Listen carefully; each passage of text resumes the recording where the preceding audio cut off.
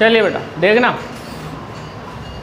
कल तक की क्लास में अपन ने समझ लिया था कि न्यूट्रल बॉडी किसको बोलते हैं, चार्ज बॉडी किसको बोलते हैं, कब तो पॉजिटिवली चार्ज होगी और कब क्या होगी, नेगेटिवली चार्ज। ये बातें कब हो गई थी, कल। आज अपन पढ़ेंगे क्या, प्रॉपर्टीज ऑफ चार्ज। बेटा बहुत सारी प्रॉपर्टी है, एक एक करके ले लेते हैं अपन सारी, ठीक साहब। सबसे पहली प्रॉपर्टी प्यारे बच्चों, अच्छा चार्ज इज, सही है बेटा आपका आंसर, स्केलर क्वांटिटी। चार्ज कैसी क्वांटिटी है, क्योंकि इसमें डायरेक्शन का तो कोई रोल है ही नहीं। चार्ज में क्या का डायरेक्शन, अगर हम बोलूँ इस मार्कर पे 10 कूलाम का चार्ज है तो इन्फॉर्मेशन मिल गई, सफिशिएंट है। मैं थोड़ी बोलूँगा 10 कूलाम का चार्ज है ईस्ट में, अरे ऐसे बोलूँगा कि 10 कूलाम का चार्ज है ईस्ट में, नो, क्योंकि चार्ज में डायरेक्शन का कुलदीप कोई भी रोल नहीं है, इसलिए कैसी क्वांटिटी है, ठीक है। ओके बेटा, number 2, charge is transferable. Charge is transferable, क्या मतलब हुआ बेटा इस बात का, चार्ज को अपन ट्रांसफर कर सकते हैं एक बॉडी से दूसरी बॉडी। जैसे मान लेते हैं बेटा ये बॉडी है, इस पे कुछ चार्ज है और ये न्यूट्रल बॉडी है। अगर मैं इसको इससे टच करा दूं, सुन लेना ध्यान से, अगर मैं इसको इससे क्या करा दूं, टच, तो फिर इसका चार्ज किस में आ जाएगा, बी में। टच करा दूं ना तो ये चार्ज इसका इसमें आ जाएगा।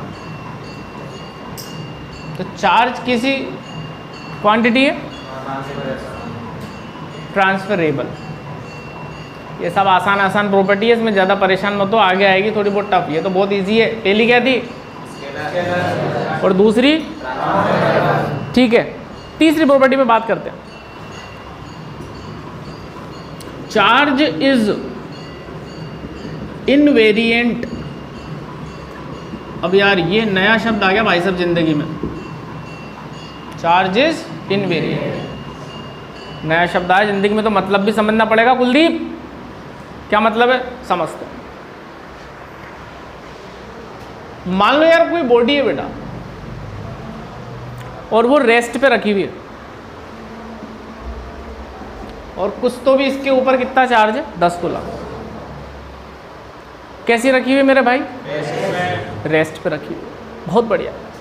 अब अचानक से किसी ने इस पे फोर्स लगा दी और ये एक्सेलरेट करने लग गई, भागने लग गई बॉडी। बॉडी का नाम भी रख देते हैं ए, ये वाला तो एक्सेलरेशन, ठीक है ना।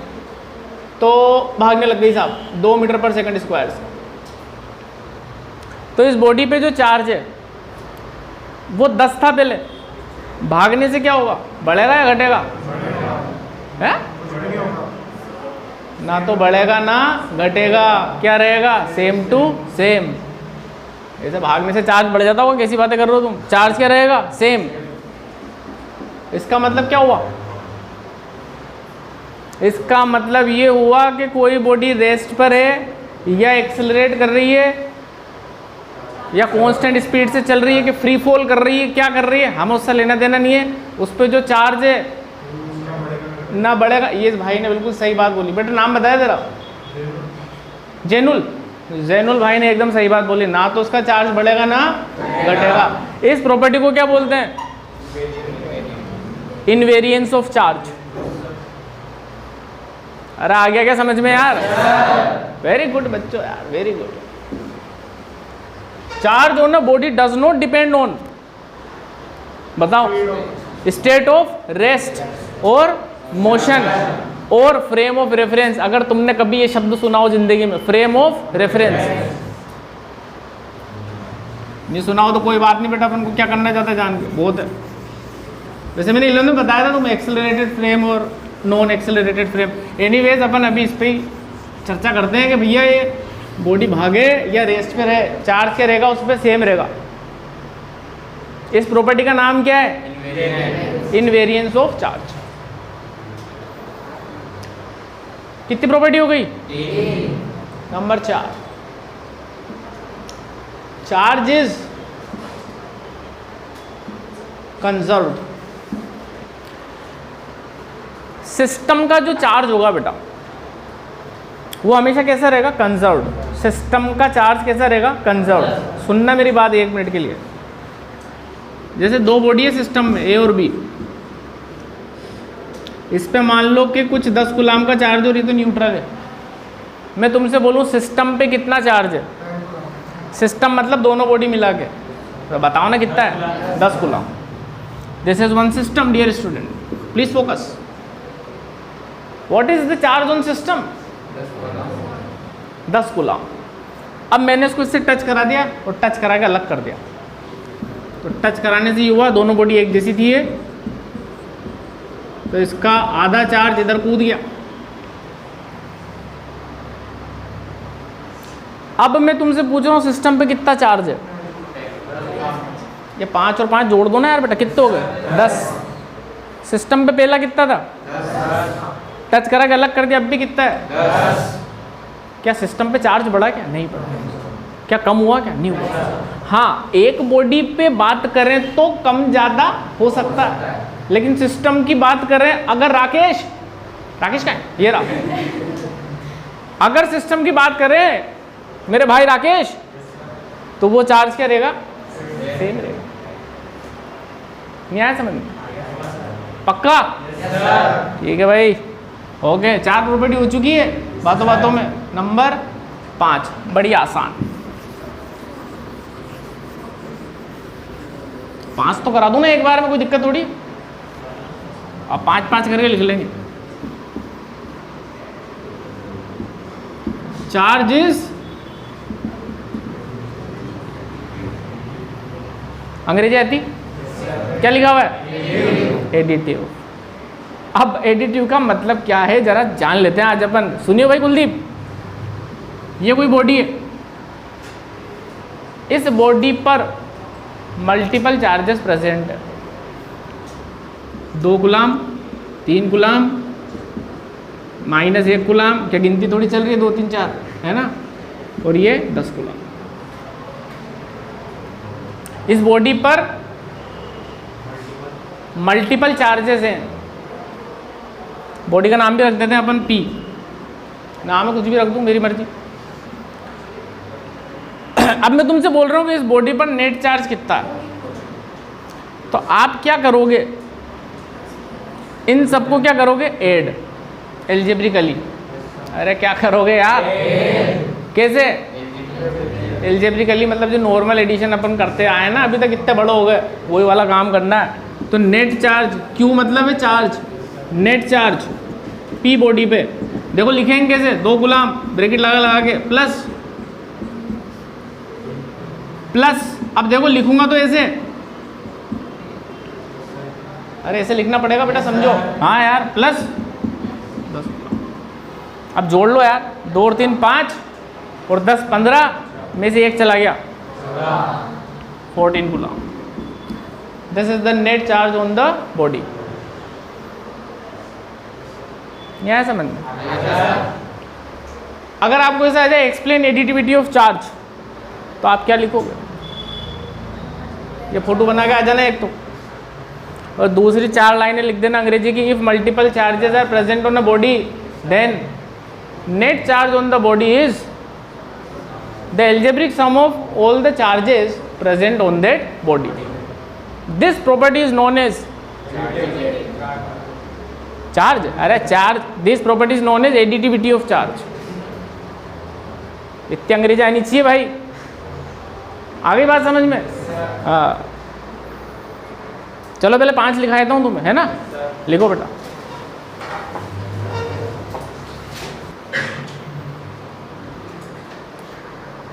तो आगे बढ़ाते हैं कहानी। चार्ज की जो अगली प्रॉपर्टीज हैं वो डिस्कस करते हैं। ये तो हमने बचपन से ही पढ़ा हुआ है, जो अभी मैं बताने वाला हूँ तुम्हें। तुम कह दोगे हाँ सर पढ़ा हुआ था, सही कह रहे हो आप बिल्कुल। पॉजिटिव चार्ज और पॉजिटिव चार्ज क्या करते हैं आपस में? रिपल्शन। अरे तो 6ठी 7 वालों को पता होता है आजकल यार।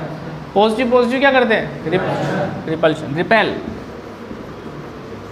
अच्छा, नेगेटिव नेगेटिव तो हमेशा बोलते हैं कि लाइक चार्जेस जो होते हैं ना, लाइक एक जैसे, अरे या तो दोनों पॉजिटिव हो या दोनों नेगेटिव हो, क्या करेंगे मेरे भाई? और अनलाइक एक पॉजिटिव एक नेगेटिव तो क्या करेगा? अरे यार एक पॉजिटिव एक नेगेटिव तो क्या करेगा? अट्रैक्शन करेगा। ये तो बचपन से ही पढ़ा हुआ अपन ने, क्या बात कर रहे हो तुम आज यार। ओके, अब ये तो आ गई बात समझ। एक मेरे पास, अब सुनना ध्यान से, काम की बात अब आ रही है। एक मेरे पास पॉजिटिवली चार्ज्ड बॉडी है, मतलब एक बॉडी है जिसको क्या करा अपन ने? पॉजिटिवली चार्ज्ड किया, ठीक है। अरे ऐसा गुस्सा मत देखो, आ गई बात समझ।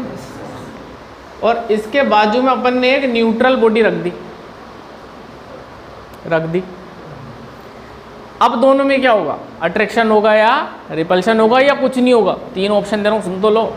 अट्रैक्शन होगा, रिपल्शन होगा कि कुछ नहीं होगा?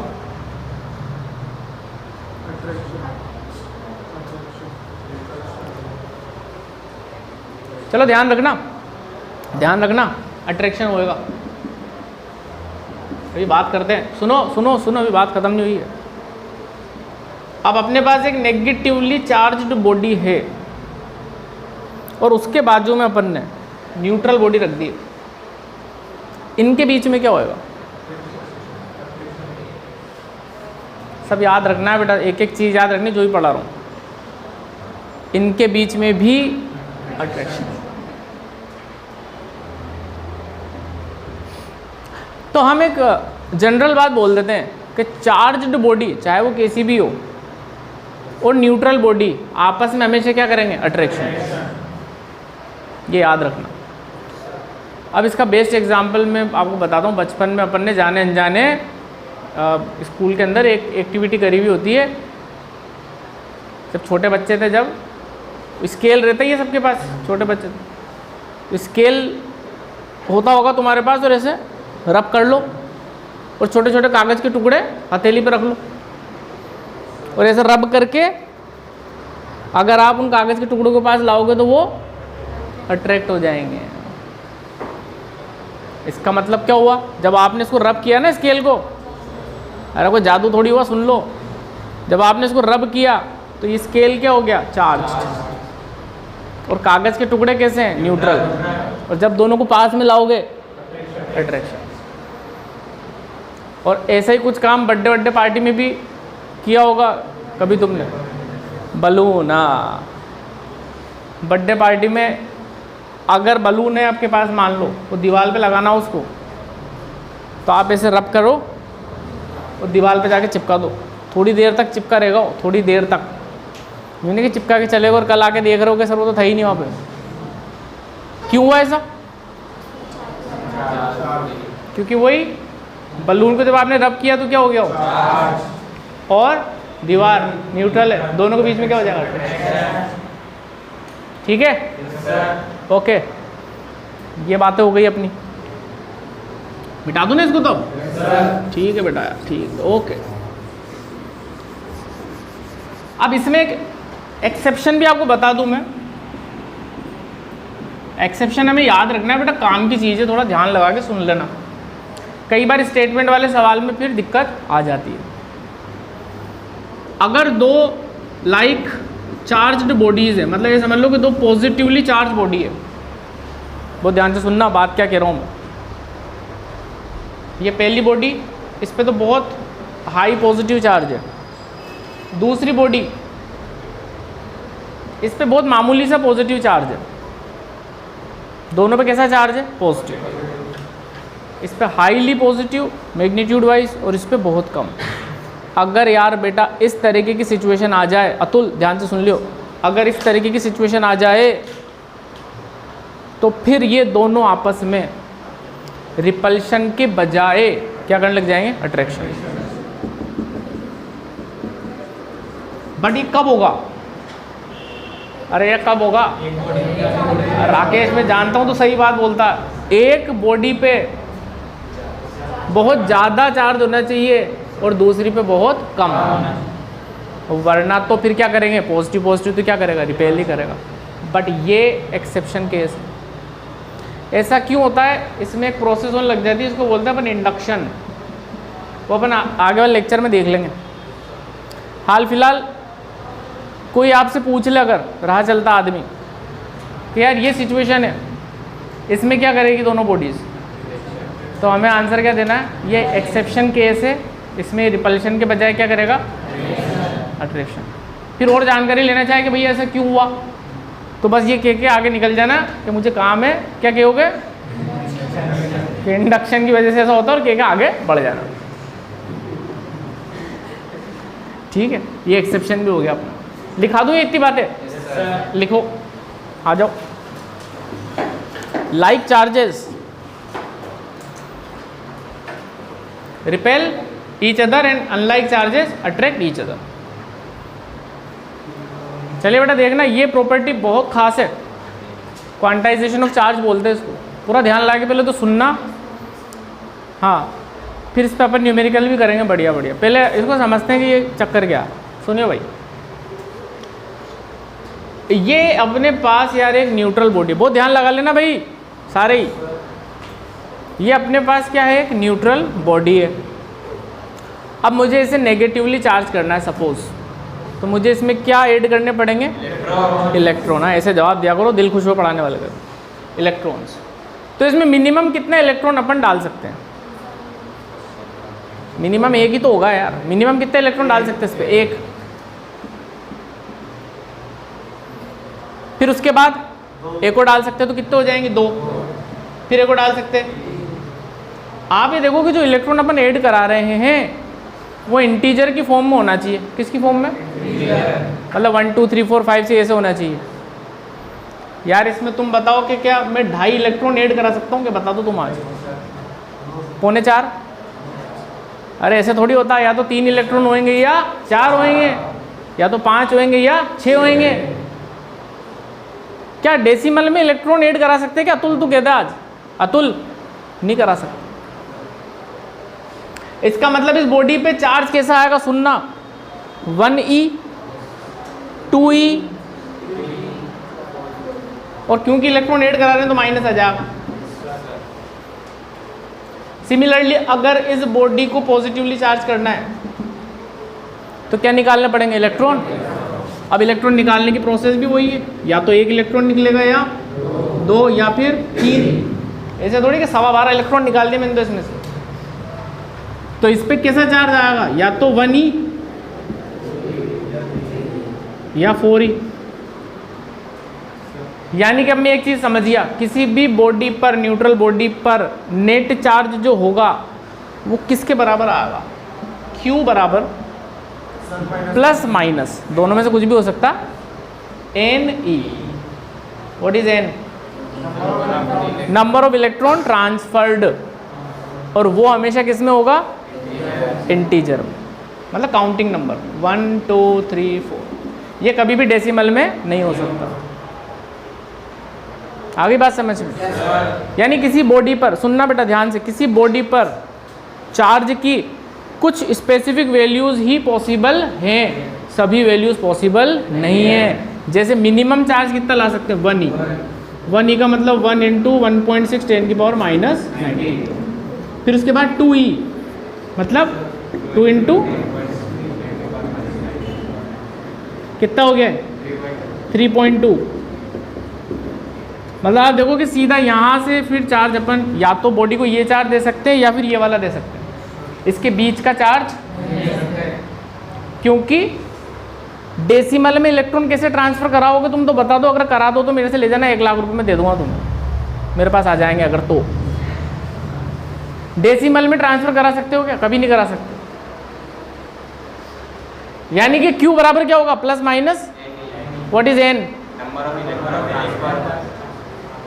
वो किस में होना चाहिए? 1 2 3 4। इंटीजर नहीं समझ रहे हो तो 1 2 3 4 यूं समझ जाओ। बोलो भैया क्लियर है क्या? यानी क्वांटाइजेशन का मतलब ये हुआ यार बेटा, क्या body can have only some specific values of charge, not all values are possible. समझ में आ गया? तो ठीक, नहीं तो मेरे पास एक एग्जांपल और है। आ गया? ठीक है, 1 नंबर। ओके बेटा, ओके। लिखाए थे इसको, लिखो charge is quantized.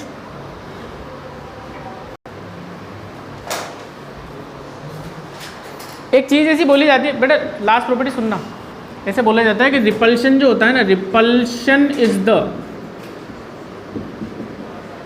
Sure test of electrification.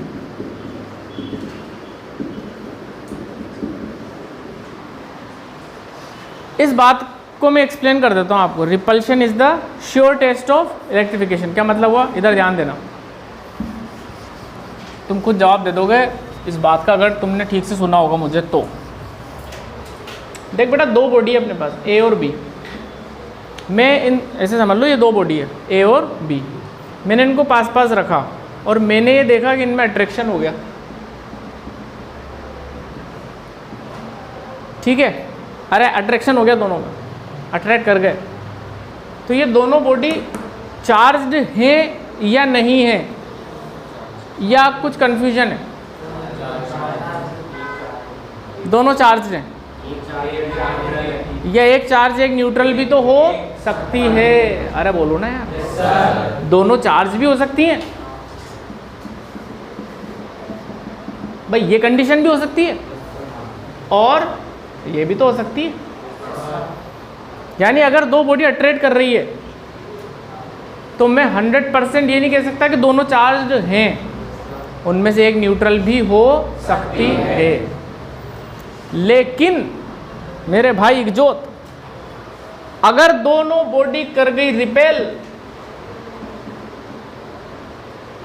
तो फिर तो बात पानी की तरह हो गई साफ कि दोनों बॉडीज कैसी हैं, चार्ज। या तो दोनों पॉजिटिवली चार्ज है कुलदीप, या फिर दोनों नेगेटिवली चार्ज, लेकिन दोनों चार्ज हैं। क्या बात समझ में आई क्या? yes, तो रिपल्शन अगर कर गई तो आप श्योरिटी से कह सकते हो कि दोनों बॉडी क्या है, चार्ज। लेकिन अट्रैक्शन में आप श्योरिटी से नहीं कह सकते। जैनब समझ में आया बेटा? ओके, तो श्योर टेस्ट क्या हुआ, अट्रैक्शन की रिपल्शन? रिपल्शन। अरे बस इतना ही था इसमें, बोलो और क्या बताऊं, आ गया समझ में? yes, इसमें fill in the blanks type आ सकता है, ये ऐसा आ जाए।